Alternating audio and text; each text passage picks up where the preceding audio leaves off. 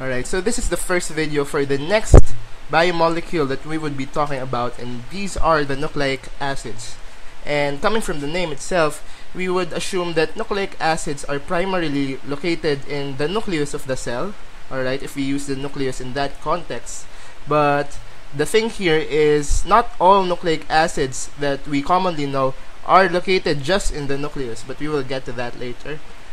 Here, before we discuss the different types of nucleic acids, we should recall that nucleic acids are made up of a particular backbone, just like proteins are made up of amino acids, and these backbones are known as nucleotides. So I have already drawn here an example of a single nucleotide, and each nucleotide is composed of 3 different components. Alright, so first we have this one written in green. This one is a nitrogenous base. I would like to clarify that it's this or this one. Alright, meaning we have 2 general types of nitrogenous bases, and this is the general appearance of the first. Alright, and this one is known as the purine. Alright, the purine.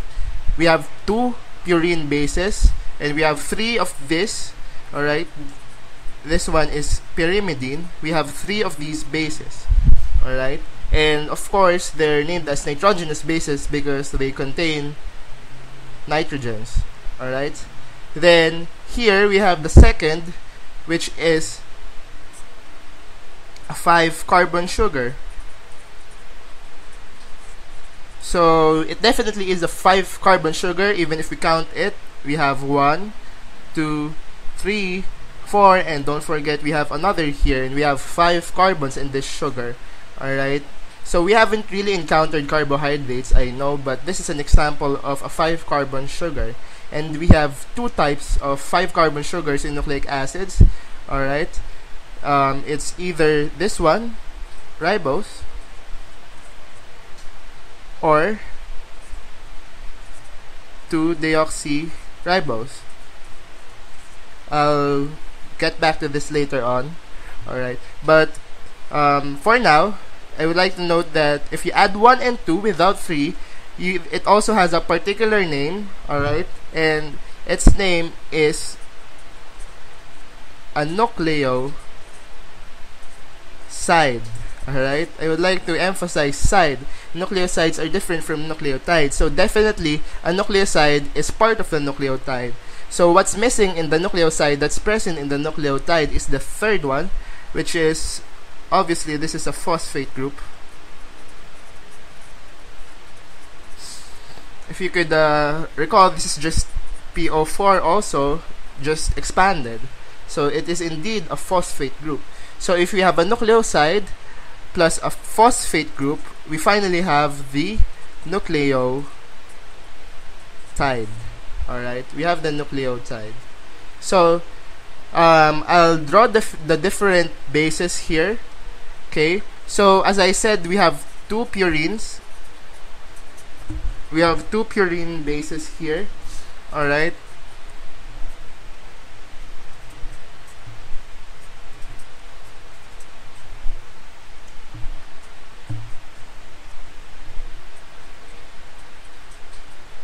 the first one here is adenine.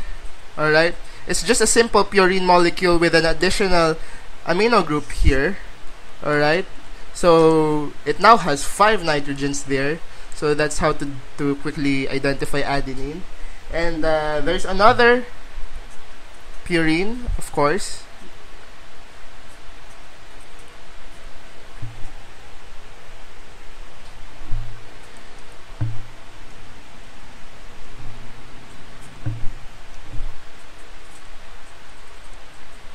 The moment you see a carbonyl group in a purine, that's automatically guanine. Well, when we're talking about the purine bases, that is. So that's guanine. But there's also an amino group here. It's as if there's also this one in adenine was moved to another part between the 2 ends of the larger ring. Alright, but basically guanine has an additional keto group right there. Now we have 3 pyrimidines and two of them are lookalikes, so I'll just draw the simpler one.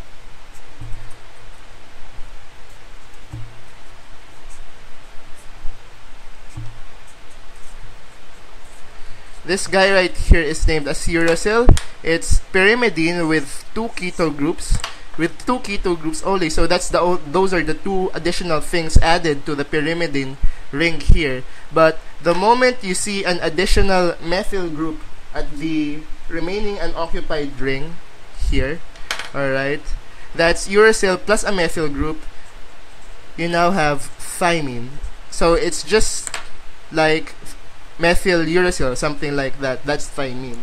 And then the other one, which is different, this one doesn't have two keto groups,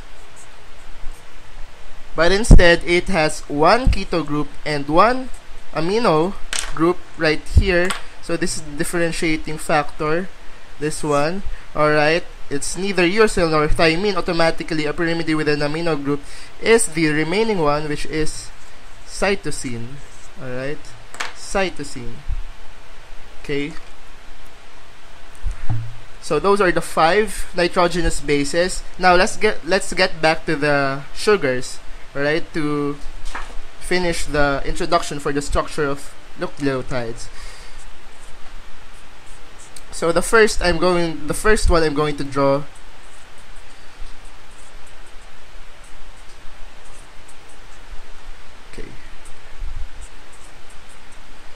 the name of this one is ribose. And when we count carbohydrates, we start out at the carbon. Sorry, it's not like this. It's like this. We start out at here, the rightmost one, then 2, 3, 4, and 5. Alright? And I just said that the second variation of the 5-carbon sugar is 2-deoxyribose. So if we're going to interpret that here, this is carbon number 1, this is carbon number 2, and in carbon number 2 we have here an oxygen, and if we say 2-deoxy, we just remove the oxygen, right? So this is automatically 2-deoxyribose, following its name. Alright, 2-deoxyribose. And these two sugars are very important because the difference here would now give us the two main types of nucleic acids. Alright, if we have ribose as the 5-carbon sugar, then the nucleic acid we will be talking about are the the RNA, which are the ribonucleic acids. And coming from the word ribonucleic, the backbone is ribose. And if we have the other one, which we know as DNA, we use here, of course, the D coming from this one, which is deoxyribose. Deoxyribonucleic acids, to complete the name. Alright. So we will be discussing what's the difference between RNA and DNA later on. But here we finish with the general structure of a nucleotide.